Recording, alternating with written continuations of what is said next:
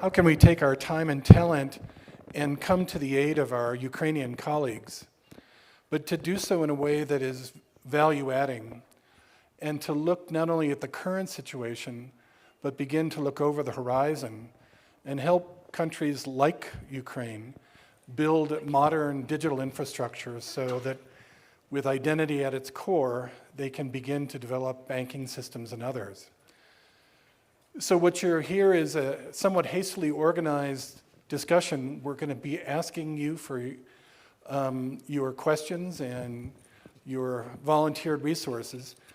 But a number of organizations, including the OpenID Foundation, the Financial Data and Technology Association, and others, are collaborating on a systemic and, we hope, profound contribution to the Ukrainian cause, both now and for the years to come. In order to do that, three industry leaders, opinion leaders, and technology leaders are here.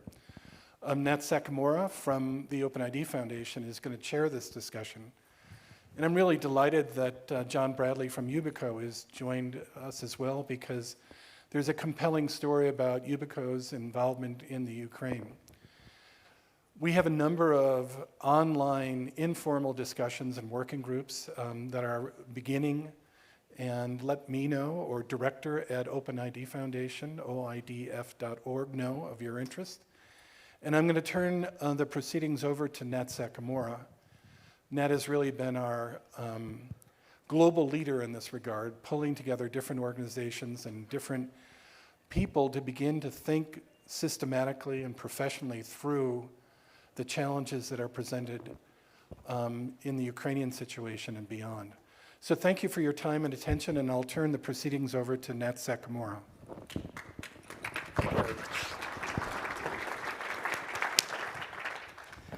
Thank you very much, Don. So this panel actually was created kind of spontaneously. It was back in April, I think, or at the end of the March, that I was in the OECD session, and they were discussing about this, right? Well, they were discussing that they need to start talking about something like this. And then, I looked into the agenda of identifiers and didn't find anything. So, I messaged Andy, who's the content chair of the identifiers, and are you sure that you don't have anything here? And if not, wouldn't you like to have one? And he scrambled. I mean, the agenda was already full, didn't find any place, but he managed to, find this slot and push it into here. And here we are, right? So let me just put this into my, okay. So, it's the other way around. Sorry about that. Okay, so identity in conflict. There are a couple of issues in identity in conflict. I put it into two broad categories. One is identity management of displaced people. It's like how to provide aid and other services like banking to them in their new locations. How to protect them from targeted misinformation to the displaced and people surrounding them. Now we are focusing on the conflict stuff today, but this section is actually quite relevant, not only in the this kind of active conflict, but also there are underserved people, minorities in many countries, and they face similar situation. Then second category of thing was identity management of the government and critical infrastructure systems. And we are going to spend a lot of time about that today. So it's about how to fight off and protect their systems from the enemy attack and continuity strategy. And since I'm going to hand over to Yuriy later for this section, I'll just briefly talk about number one and then go ahead. So identity management of the displaced people. Identity proofing of the displaced people is often a problem. How to assert core identity attributes, even name, date of birth, and something like that. And then, we also have to find the information needed to establish necessary accounts like bank, phone, electricity, house at the new locations. They typically fall into the category of people we call as thin file people. And we have to actually find a way to solve those in each occasions. And then qualifications that are useful to re-establish their living in the new location. Many of professions are linked to things like degrees, diploma, qualifications, things like that. And often these people are fleeing from the conflict area without having anything, and getting them re-established with those professional qualifications and things like that are an issue. And then there are issues with the targeted attack towards vulnerable populations by filtering them using collected or observed attributes like targeted misinformation, disinformation, right? In many cases, they are situated in the country which speaks the language which is not their mother tongue, and that will become really problematic. And actually, I might just add on that point. Sure. Attacks on mis-ID, not just the fact that we're talking about vulnerable people who escaped Ukraine, we are talking about vulnerable people, like, who not just the people who are escaping the conflict, but as well people who are affected by the, I was going to say attacking side, but I mean, by the invaders, like we're seeing right now with Russia capturing Ukrainians and then forcefully moving them to Russia and putting people through filter camps. So personal identity information, becomes a huge part where it's like if you served in the military in the past, even like decades before, that could be, a point of detention, and just basic, and not just detention, but just to kill you. So in our case, the attack on identity is a little bit more insane than we expected. Yeah, and it's the targeted attack can happen to the people who are surrounding those people, right? So that the for example, refugees are discriminated in those new locations, and that's what we need to kind of prevent. And there are other targeted attacks as well. And then identity management of the displaced people, happens in many aspects. One of the main ones are attacks against the aid agencies, getting aid by misrepresentation or masquerading, right? So trying to get the aid materials without any, without proper qualification, and just smuggling it other places. That's a very common thing. And then also the enemies may actually, or terrorists may, infiltrate to the community as a refugee. So identity management of those displaced people is actually quite important. And we also have to take into the scenarios like refugees at supporters' homes, refugee camps, oppressed or forgotten population within the country, and so on and so forth. Do you have something to talk about? Okay. So that's about identity of misplaced people or the people. And then there's an issue about identity management of the government and the critical infrastructure systems.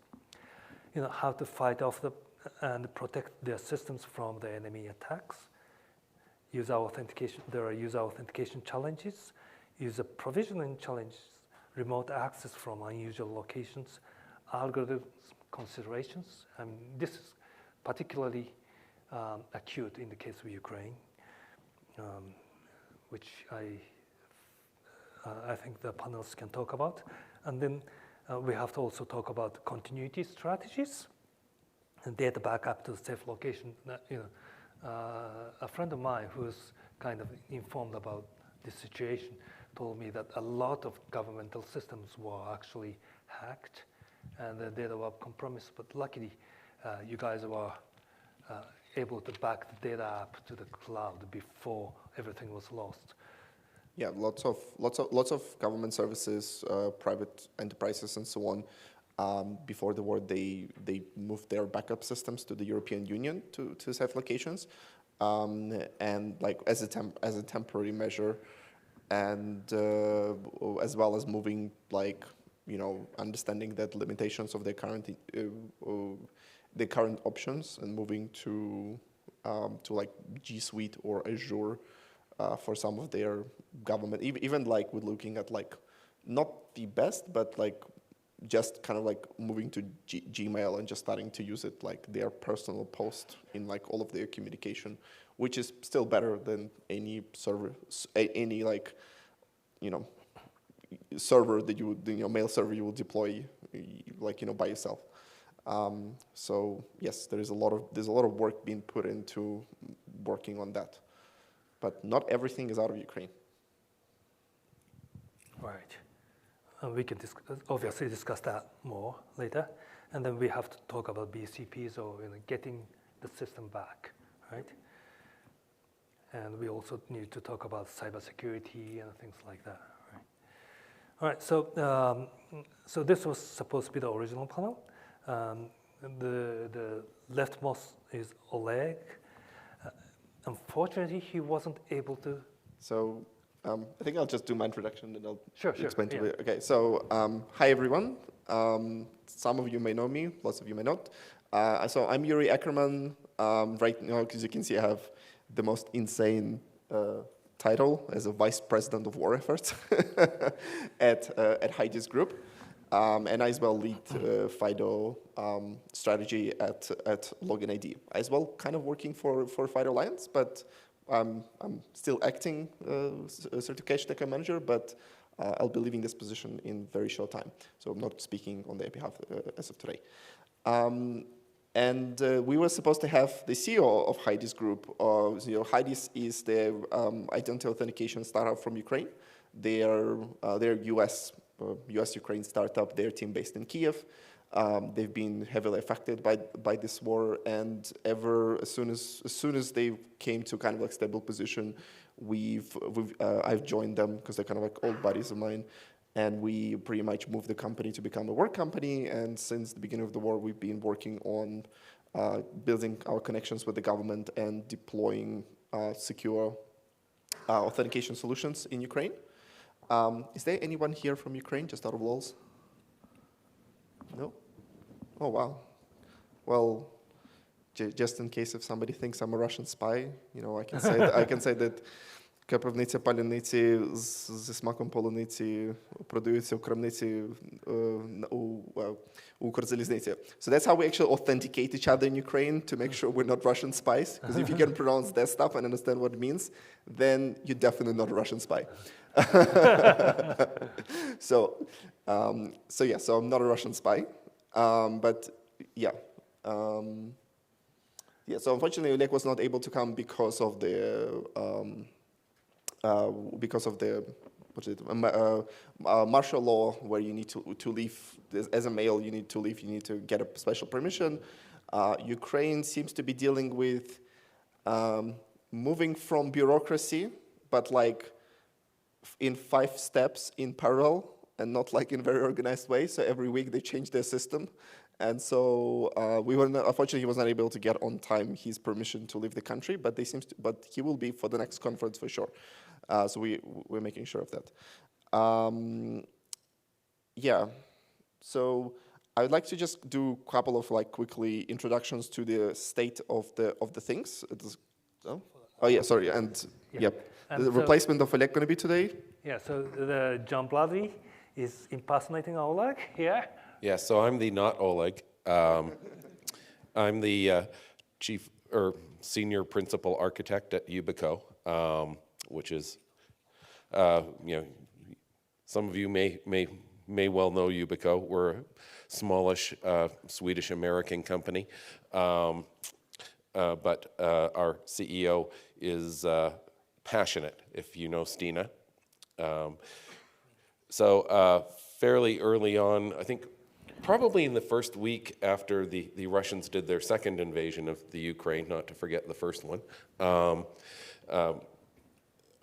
we were talking about, Yuriy and I were talking about FIDO certification stuff, and we're talking about, I think you were in New Zealand or dealing with the New Zealand media at the time, and No, I was in Dubai, but yes, I was. Dubai. He was in Dubai because he grew up in New Zealand, was dealing with the New Zealand press to try and educate people about what was going on with the conflict, and asked me, well, I'm working with this guy, Oleg, in the Ukraine. We have resources there we're converting authentication systems over to FIDO, but the keys that we've been distributing are locked up or inaccessible now because of the conflict.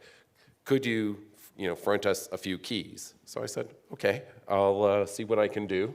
And by the end of the afternoon, I don't think that's how it happened. An hour later, he comes back and says, here's 20,000 keys. Where do we ship?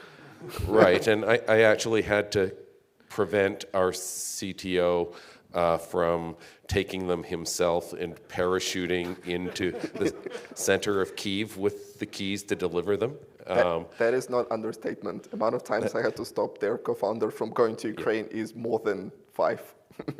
Yeah, he actually went on a tourist vacation to Chernobyl, which tells you what his tolerance for risk is. Not recently, but a couple of years ago. So I wound up talking to Yuriy and Oleg about what the requirements were for critical infrastructure in the Ukraine, and we determined fairly early on that it wasn't just FIDO. You couldn't, FIDO wasn't surprisingly enough, FIDO isn't the answer for everything. There's a lot of existing infrastructure. People aren't running Windows 11 on the majority of systems in the Ukraine. What a surprise. They're not running Windows 10 on a lot of systems. A lot of systems aren't running Windows 10. In fact, there's a lot of Active Directory, things that still need smart card support. So it was a matter of putting together a pool of resources. Yubico didn't just donate. The keys were the easiest thing to donate. It was putting together all of the talent inside of Yubico to put together deployment guides, work with Yuriy to get them translated into Ukrainian, because surprisingly enough, people under stress reading English deployment guides to figure out how to set up a certificate server, not the easiest thing in the world. If you've ever tried to deploy a Microsoft certificate server, that's a challenge under the best of circumstances. And these are people that are under constant phishing attacks, physical attacks, family at risk. So trying to figure out how to best do some of these deployment things that we have a hard time doing under normal circumstances, under exceptional circumstances, is where a lot of the work has gone. How much increase in phishing attack? So I think that, so with regards of increase in phishing attacks, so if we're talking about proportion, there's no change there. I mean, we live in it doesn't really matter if you're in States or in Ukraine or New Zealand. It's the same thing. We're looking 80 to 90% of all attacks are being phishing and password brute forcing. So it's a very standard picture. But when we talk about the quantified, then we're talking about 500 to 1,000 times increase in the attacks. So the first month of one of the critical infrastructure providers that we spoke to, I cannot name them for security reasons for now. In the first month of the war, they had 760,000 security events, while they had 21,000 events in the entire year of 2021. So right now, and one thing you need to understand is that first 2 months of the war, there was no need to, there were definitely lots and lots of cyber attacks, but there were no need for complexity and well-coordinated cyber operations, because apparently shooting a rocket in a power station is a little bit easier than trying to hack it. So that's why the first month we didn't see this as much. Please don't die. We still need you. We didn't see as much of like a quality cyber attacks. So we've seen like phishing and password brute forcing. They have advanced their things a little bit with password brute forcing. They don't just go, stupidly brute force 1,000 passwords into one login. They've become a little bit more careful. Do 2-3 tries. Wait half an hour. Do 2-3 tries. By the way, if you haven't signed up for Have I Been Pwned, do it because they're using those leaked database are being used for the attacks.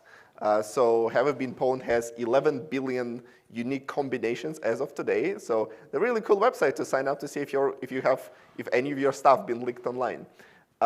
So Russians are stealing this data. They're using this data. They are attacking this stuff. They're being fairly more strategic. But yet they are still fortunately, they're quite limited in their resources because only an idiot would go and work for Russian government. Come on, this is not the most like, whatever you say about like working for NSA and so on, I have my respect for those government agencies, so don't worry about that. But as much as you may have some policy problems in their decisions, they're still fairly respectful agency that mostly does things in the interest of national security and not like supporting not like a Putin puppets that have generals standing above them saying hack this, hack that, and and helping this murderous regime to murder. By the way, a lot of those hackers' friends, because if you know, every hacker team is 4 Russians, 3 Ukrainians, and 2 Belarusians. So yeah.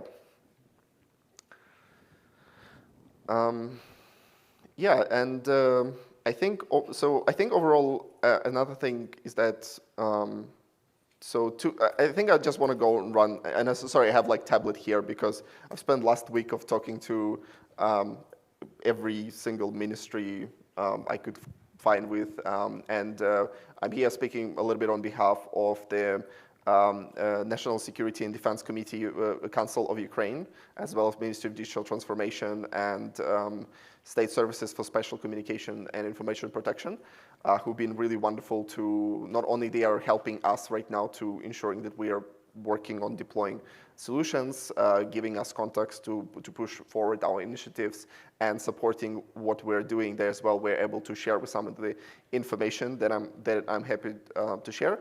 So most of the things that I said, like, there's lots of attacks. Attacks slowly becoming more complex, but Russia physically doesn't have enough of cyber capabilities comparison to, let's say, like China. Ukraine is not as stupid and weak as the West thought. We can see that Ukraine has survived, and not in just physical manner, but in cyberspace. Ukraine been learning for the last 8 years on that it needs to defend the country, fundamentally changing things. Things are not perfect. There's a lot of issues, but Ukraine been working very hard, and we can see that comparison to 2016, when Russia shut down, with hacking attack, a power to 250,000 people. So far, they haven't been very successful. So there's been a major policy change internally within the government, including building up a local SOC teams, or like regional SOC teams, coordination centers. Lots of work over the years came into ensuring there is a strong coordination. So this actually shows that even though you don't have like the state-of-the-art security systems, you don't know what FIDO is, or smart cards, PIV, ooh, magic. But the basic fact that there is coordination and understanding of what needs to be done on basic level, that is able to do a lot of secure a lot of things in very little effort. Like majority of the phishing is literally stopped by filtering by fish.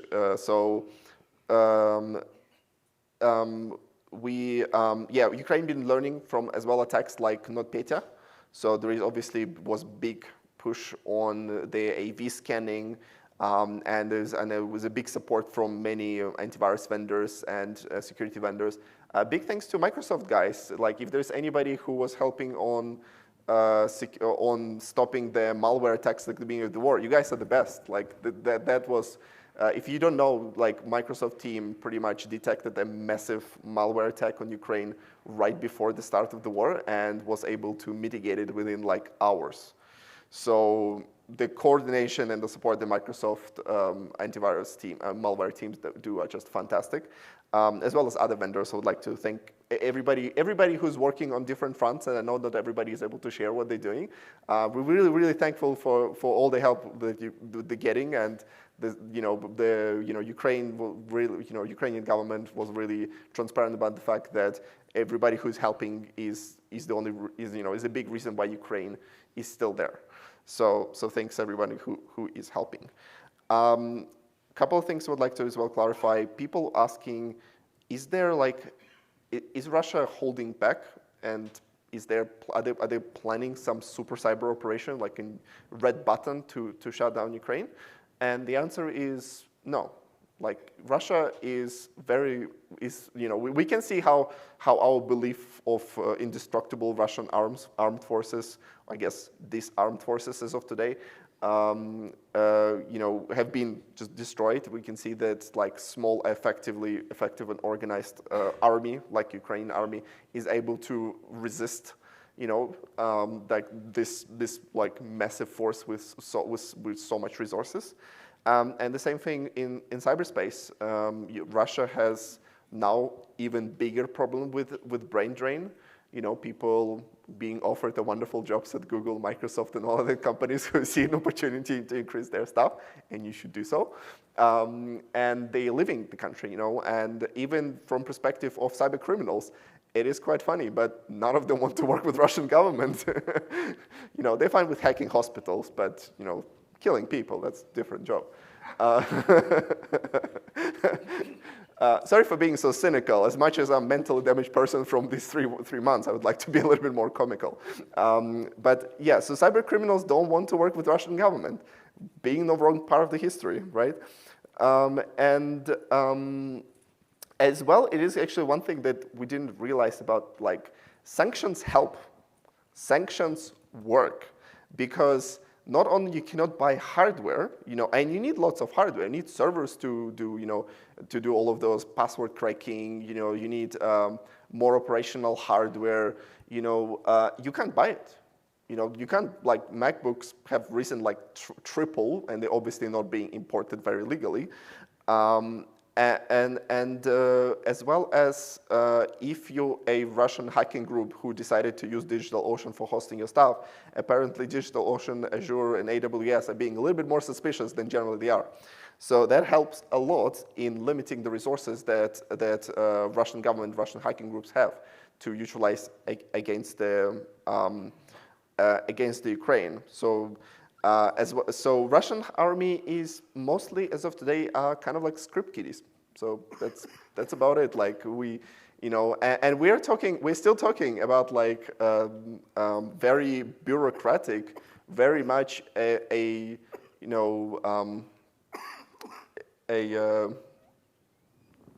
okay? Keep going. Yeah, very much an FSB agent standing above you, and I'm not kidding. I'm like, you hacked this site and you hacked this site. Why we haven't hacked why we haven't hacked Ukrainian government? So that is like not a joke thing.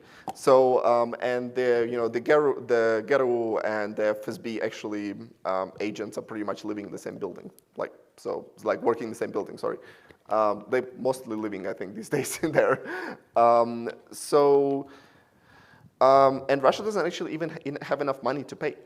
Russia kind of like shoot itself in the foot, because lots of those hacking groups and so on, they are for them it's they are limited in where they can travel. They cannot travel to Europe. Lots of them lost their assets. Their lives have completely changed. Like, this war is absolutely idiotic from perspective of everyone, and it's not good for any of the sides actually. Russian oligarchs obviously hate it because they've lost their wonderful villas for some reason they really like the Lake of Como in Italy. There's like 15 villas there from all the Russian oligarchs. Yes, and they don't have enough money to pay, because as much as Russia gets the funds, the oil funds and so on, they cannot effectively use them. You can't take them out of the country. You can't as much as people see the Russian currency becoming strong, it's kind of useless to have a strong currency if you can't buy anything overseas. So, and SWIFT and all these things are not working anymore. The Visa, MasterCard not working anymore. So some of the Russian some of the hacker groups actually now we've seen with the infamous St. Petersburg Economic Forum, they actually started to hack the government itself because they tired of it or just don't see anything else to do. Yeah, so that's kind of a state of the things. Yeah, and we are working right now with the Yubico, who, yeah, as I said, who just came up and said, here's 20,000 keys, which is actually, they just came up and said, do you want another 10,000? So yes, thank you. So we have a total of 30,000 keys that are being donated by the Yubico, as well as their engineering teams who giving us a huge hand in support. And I'm not saying just because John Bradley sits next to me, but just in general, I think Yubico is kind of this weird company that decided to do a crazy amount of things that we did not expect and help us. And they hosted me for a couple of weeks in their office while I was working and helping them to set up our logistical channels, to set up our communication strategy, our internal cybersecurity policies, because we need to become more careful. We had to work a lot to wipe out history of our employees and so on to avoid any attacks on them.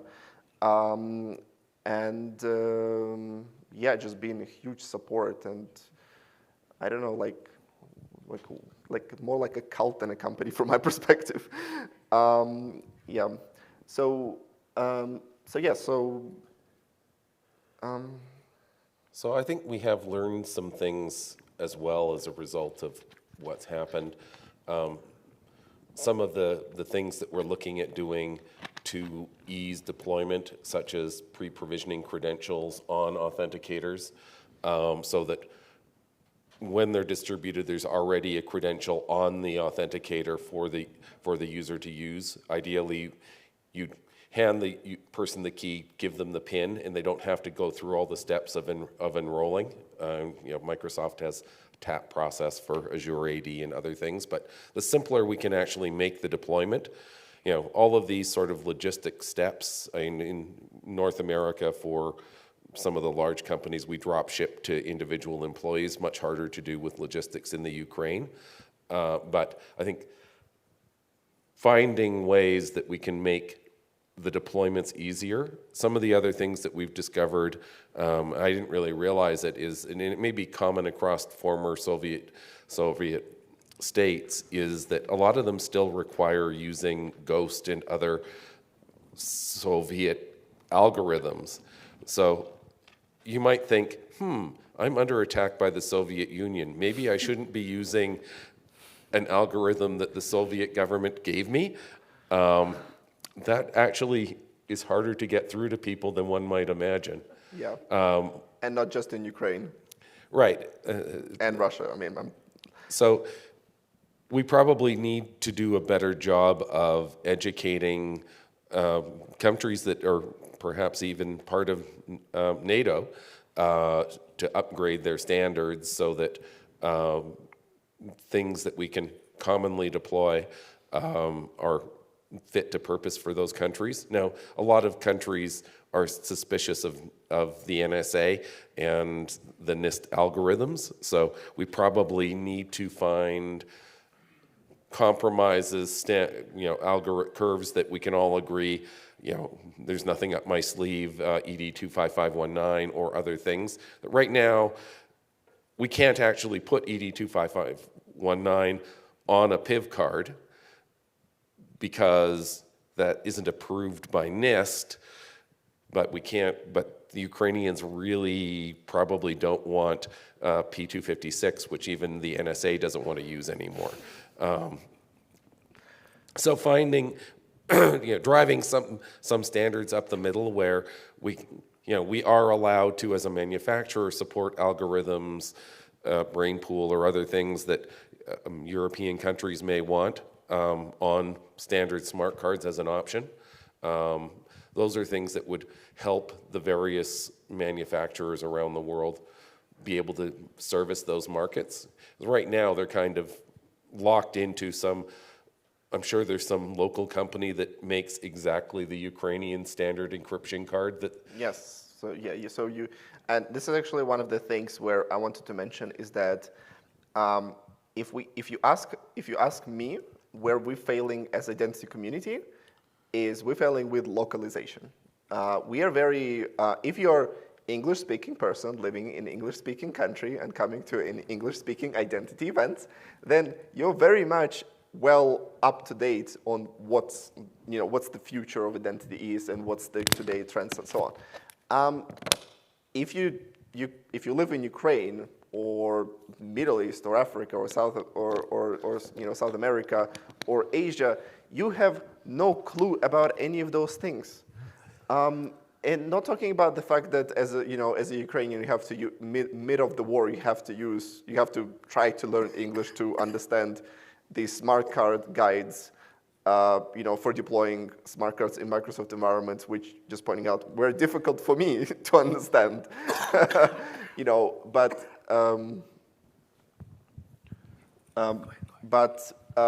So not just this. Each country has a unique, a unique government architecture, a unique social architecture, different levels of municipal, separation of municipal and federal and other kind of like responsibilities, and so we need to.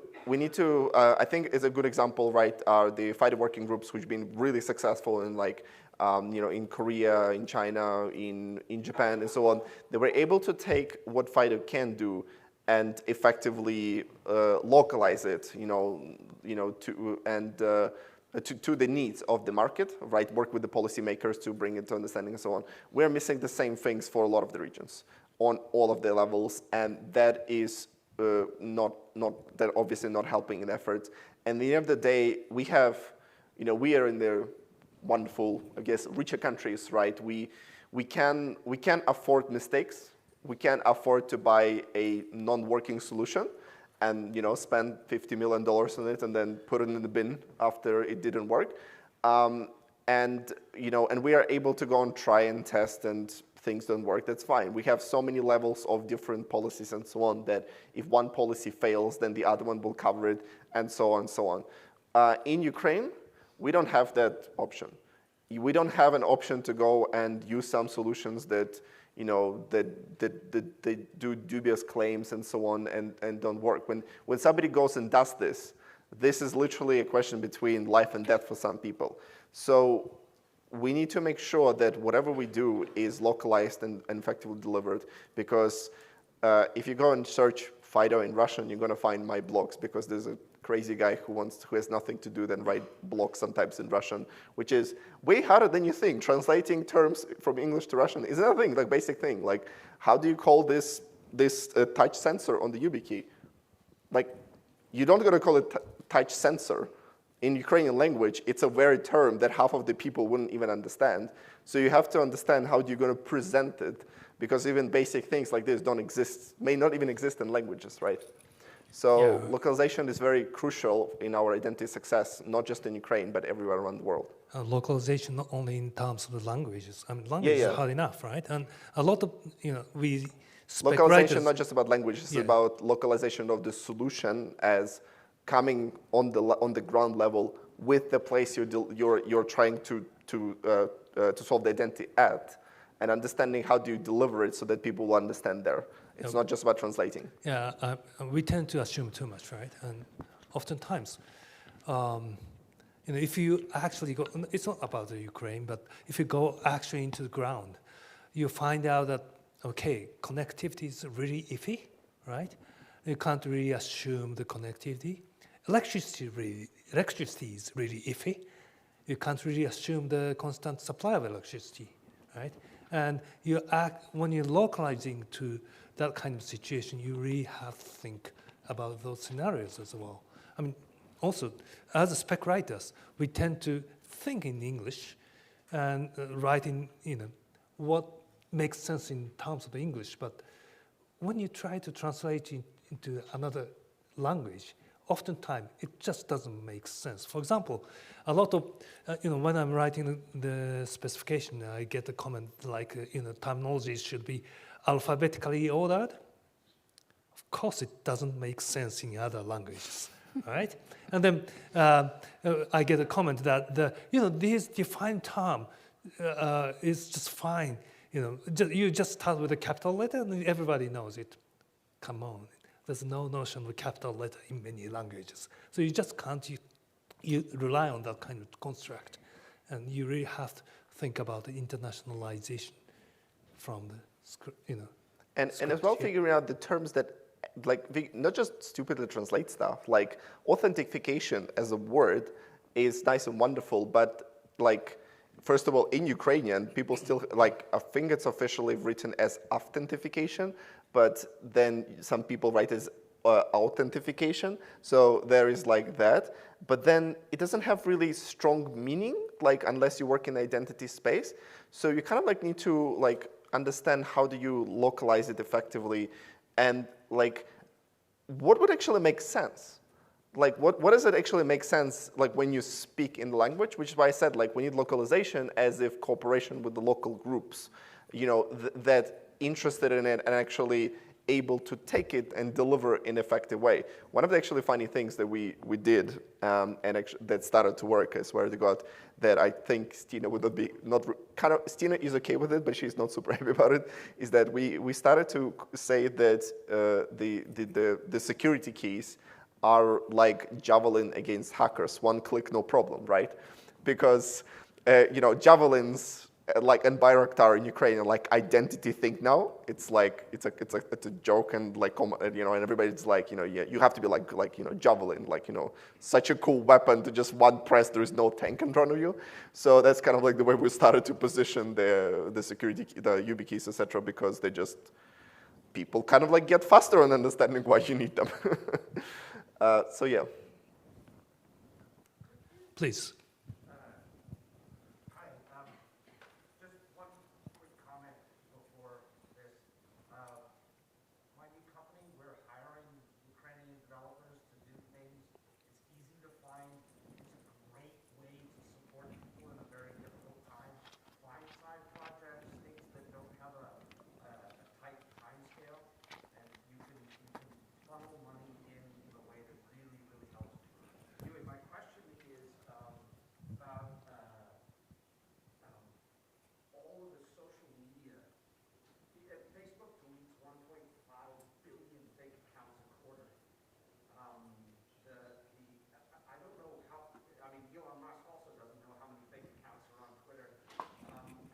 Or what he's doing.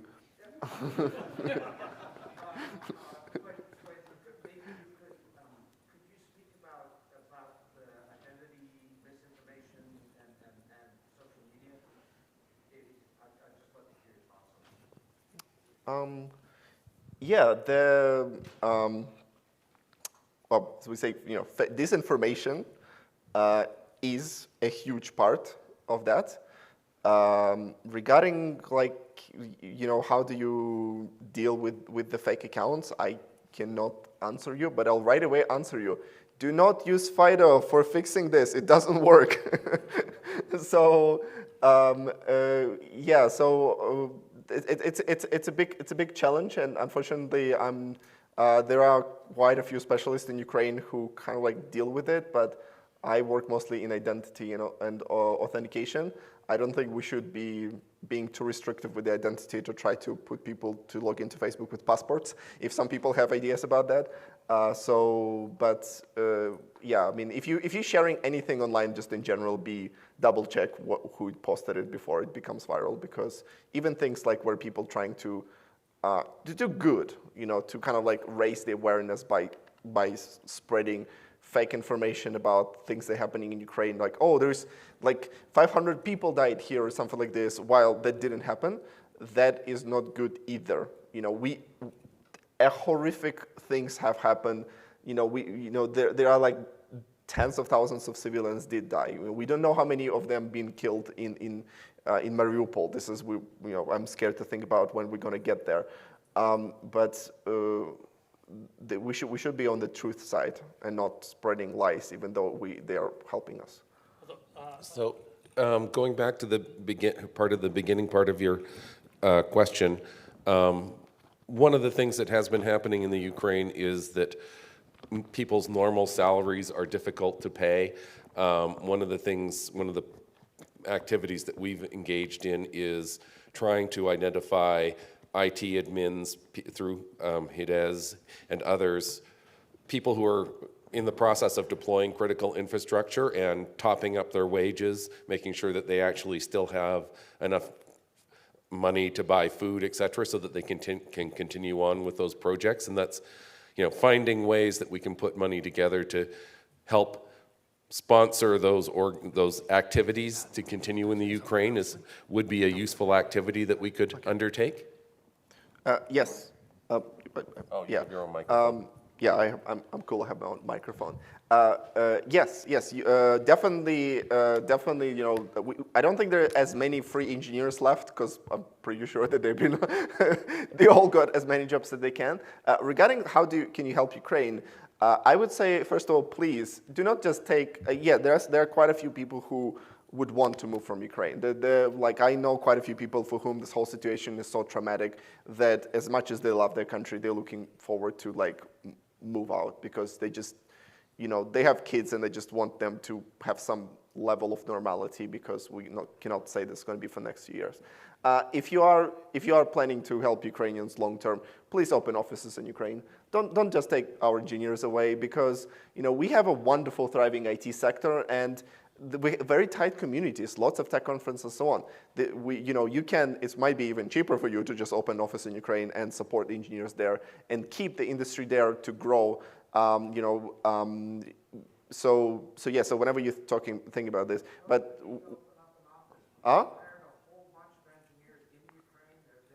Yeah. Well, good on you. I'm just telling in general. Yeah, but we as well don't have just engineers. We have business, copywriters, designers, and so on. So they are in much worse place than we are. We are fortunate that as an engineer you have you can get a job anywhere you want. This is the reality of today. We're kind of running out of time, and I will be around for this whole week. If you want to chat and do more, I would like to talk more. I'll be more than happy to share.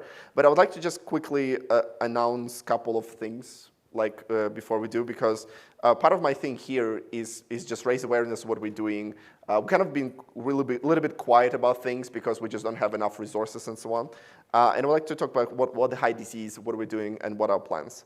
So first of all, we are a little company. We only have 15 people, and we've been working like hell since the beginning of the war, keeping our team motivated, ensuring we've been securing funding from because we are a war company. We don't make money. We literally just spend. We do stuff for free for the government. We're giving them whenever we have our identity solution. Whenever it's needed, we're giving it for free. So we don't push them to use it. If they have Azure or G Suite, we just give them keys, train them to use it, and go on. We've been working very hard to deploy things at scale. It takes lots of resources, takes lots of PR resources within Ukraine, lots of, I'm working on translating all of my presentations and building up a new messaging model for within the government. And we're slowly raising in the ranks of the government to make it a national policy to deploy secure password authentication solutions like PIF and FIDO. Now, we kind of need more support. So we need more funding because when we want to hire more engineers, we need more solution engineers. We do everything ourselves. Unfortunately, we are trying to partner with some of the integrators, but they're all asking for a lot of money and we don't have money. We don't make money. As I said, we are fortunate that we've been donated some money by our friends and some of the investors, but we're looking for more because we still want to continue to pay our salaries. We do a very important job. We work on complete transparency. We as well we and our ministries are looking for help in hardware, like laptops and servers and other things. But it is as well on things like bulletproof vests and helmets. Because as much as we're thinking about the security of the whole thing, and I'll add at the end of the message a little bit about identity as well, because I want to clarify. So as much as we're thinking about this whole thing about like, oh yeah, we need more FIDO, we need more this, a lot of this stuff in IT, in cybersecurity, in that, is about the fact that just keeping the networks running. And it's very difficult when the bombs are falling on your head. So we are working very tightly with SSCAP, which is kind of like NSA plus NIST. They kind of like do cyber intelligence and standards, but at the same time, they sometimes put bulletproof vests, helmets, sit in the armored trucks and then drive to the field to fix a fiber optic cable that was destroyed by a 500-kilogram bomb. So, and lots of them, and there are unfortunately almost 50 of them have died in the duty of service of, it's a very, becoming a sysadmin to die in duty of service of fixing fiber optics things is not how a lot of people planned their career, but that's the truth. And so we need more of the help. And one thing you need to understand is that this war, in every front, in cybersecurity front, etc., it's not just about the Ukraine.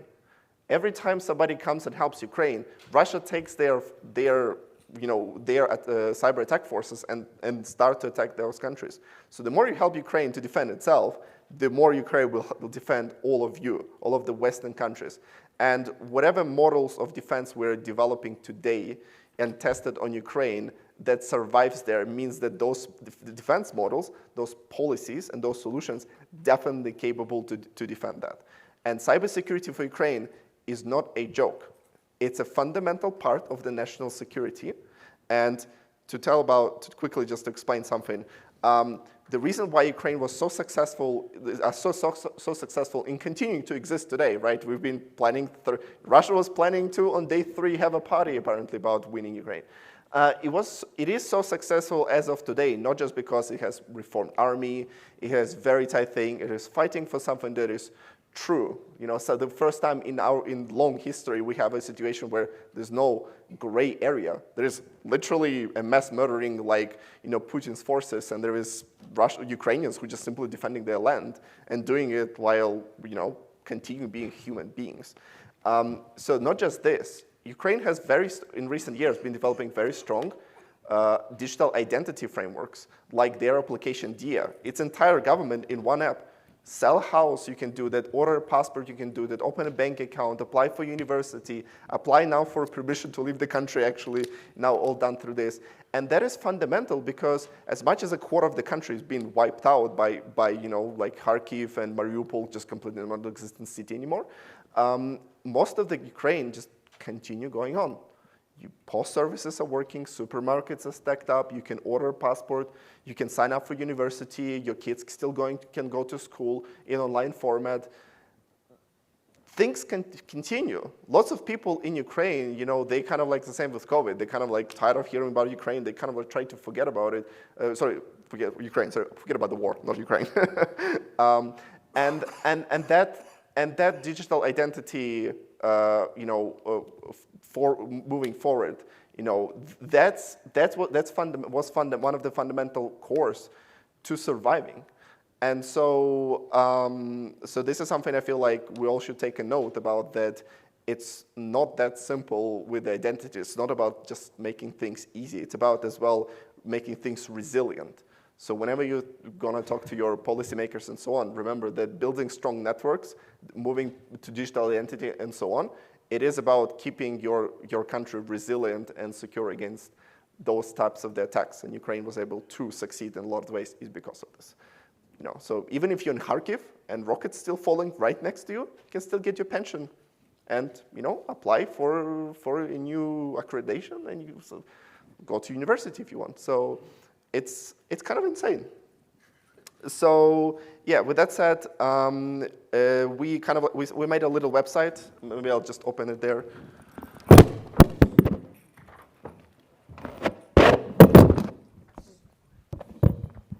I'm sorry.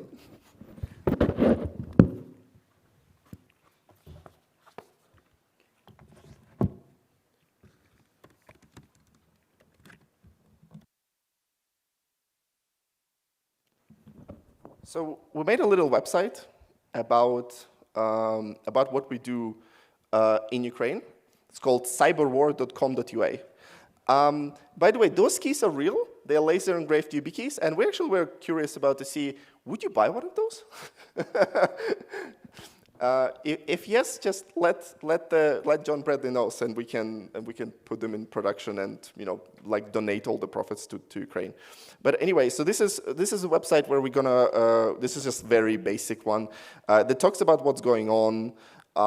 That talks about what we do, and our plan in this whole thing is make Ukraine the most cyber-secure country on the planet. We have a unique opportunity, like as much as the crisis is going, this is a unique time where we can do effective reforms, and Ukraine be utilizing this time very fast.